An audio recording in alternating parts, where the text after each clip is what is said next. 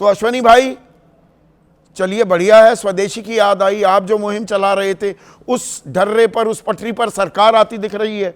पर यह तो 2015 में भी मेक इन इंडिया का गाजे बाजे के साथ घोषणा की गई थी, ऐलान किया गया था। पुरानी शराब नई बोतल में परोसी जा रही है क्या?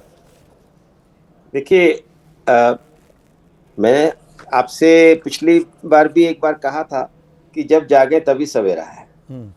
मुझे ऐसा लगता है कि जो विदेशियों पर हमारी हमेशा से एक डिपेंडेंस रखी गई आज़ादी के बाद, तब से संघ के नाते हम लगातार स्वदेशी की ही बात करते रहे कि विदेशों पर निर्भर होकर के आत्मनिर्भरता का जो लक्ष्य रखा गया था नेहरू जी के काल में, वो कहीं पर भी हमें ले जाता हुआ दिखाई नहीं दिया। और उस विदेशी निर्भरता के कारण हम कब तक नेहरू ही हर बात के विलन बनते रहेंगे?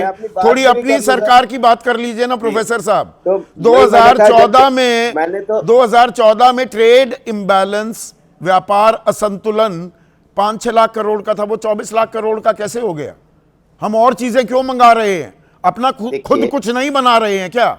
मैं यही कह रहा हूं कि जब जागे तभी सवेरा, कि जब हमने 2014-15 में बात की कि मेक इन इंडिया होना चाहिए, उसके साथ ही साथ जो जुड़ना चाहिए था वो था कि हम चीन से आने वाले साजो सामान पर टैरिफ्स को बढ़ाते, बाकी सब जगह से आने वाले साजो सामान पर भी टैरिफ बढ़ाते। वो नहीं हुआ, लेकिन हमने मेक इन इंडिया का उसी के नाते जो प्रयोग किया उससे बहुत लाभ नहीं हुआ। फिर बहुत लाभ नहीं हुआ।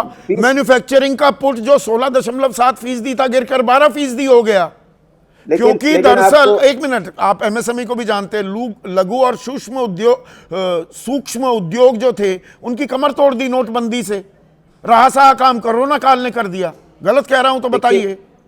देखिए 2020 में काफी समझ आई कि विदेशों पर निर्भरता, चीन पर निर्भरता, हमारे पास फेस मास्क नहीं है, मेडिकल इक्विपमेंट्स की कमी है, इन सब को देखते हुए आत्मनिर्भर भारत की नीति अपनाई गई।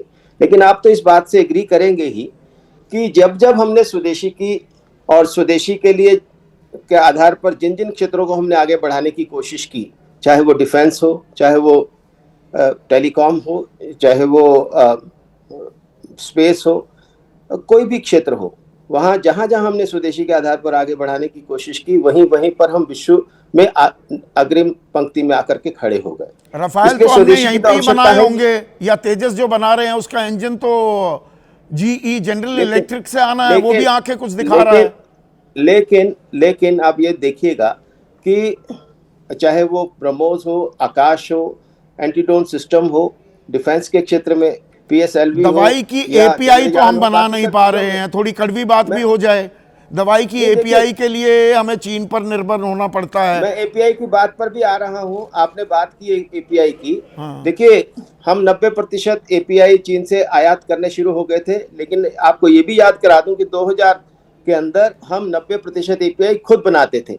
ये 2004 और 14 के बीच में जिस प्रकार से हमने जहां डंपिंग अलाउ कर दी, उसके कारण हमारे यहाँ, लेकिन 2020 के बाद से लगातार एपीआई, मैं आपकी जानकारी को थोड़ा सा और पुख्ता कर दूं कि 2020 के बाद आज हम पेनिसिलिन जी बनाना शुरू हो गए हैं, फॉलिक एसिड बनाना शुरू हो गए, तमाम प्रकार के नए एपीआई के प्लांट्स लग गए हैं, और वो वहाँ कम से कम 3 प्लांट्स में पेनिसिलिन जी बनना शुरू हो गया इस बार दिवाली पे जो पटाखे हैं, जो बल्ब हैं, जो लड़ियां हैं, वो तो चीन की नहीं होंगी। अभी उसमें कमी है, अभी उसमें कमी है। वही बात है कि चीन से लड़ी नहीं बना पाते हैं कारण हमारे इलेक्ट्रॉनिक उपकरण 1,18,000 करोड़ के, 82,000 करोड़ के टेलीकॉम उपकरण, कंप्यूटर हार्डवेयर 77,000 करोड़ के, ये सब चीन से मंगा रहे हैं हम हर साल। संदीप भाई, एक बात तो ध्यान रखिए ना कि जब से हमने स्वदेशी के आधार पर आगे बढ़ने का प्रयास किया है, जैसे 5G, उस समय 2018 में यही सरकार कह रही थी कि 5G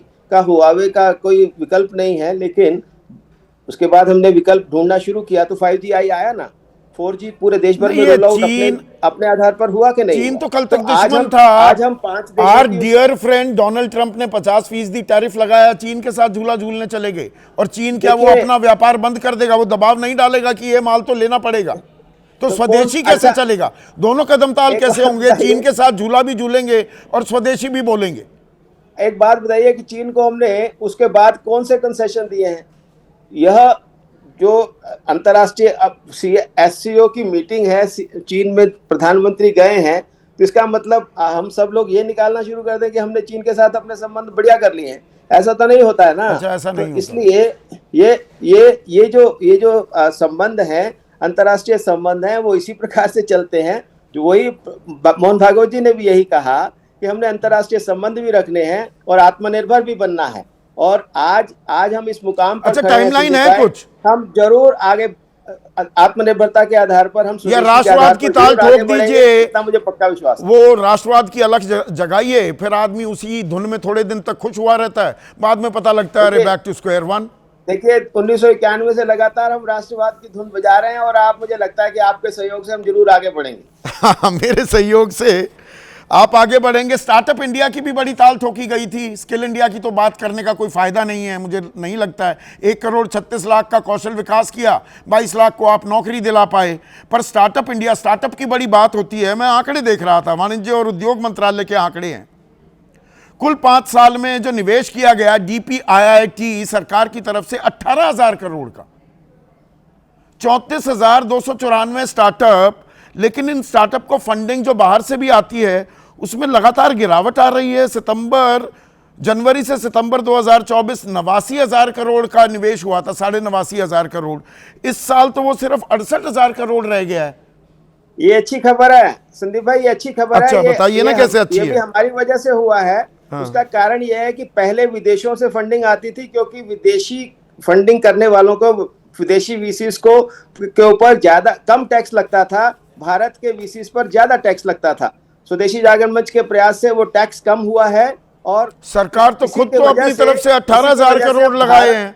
90,000 करोड़ से 68,000 करोड़ पे आ गया। आपने 18,000 करोड़ ही लगाए हैं पिछले 4 साल में, 5 साल में कुल निवेश। ऐसा नहीं है, लगातार भारतीय वेंचर कैपिटलिस्ट ज्यादा पैसा लगा रहे हैं विदेश में। हम जो फ्लिपिंग शुरू हो गई थी, भारत के स्टार्टअप बार फ्लिप कर रहे थे, रिवर्स फ्लिपिंग शुरू हुई है। मैं आपको इस चैनल के माध्यम से बताना चाह रहा हूं कि हमारे देश में पहले बहुत बड़ी संख्या में स्टार्टअप फ्लिप आउट कर गए थे अपने आप को सिंगापुर और तो मतलब अब सब कुछ पटरी पर आता दिख रहा है और अब देश ने ठान लिया अपने बलबूते पर, स्वदेशी के नारे पर देश को विश्व गुरु बनाएंगे। इसमें परेशानी क्या है?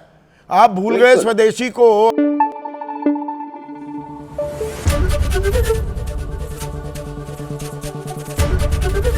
ABP न्यूज आपको रखे आगे।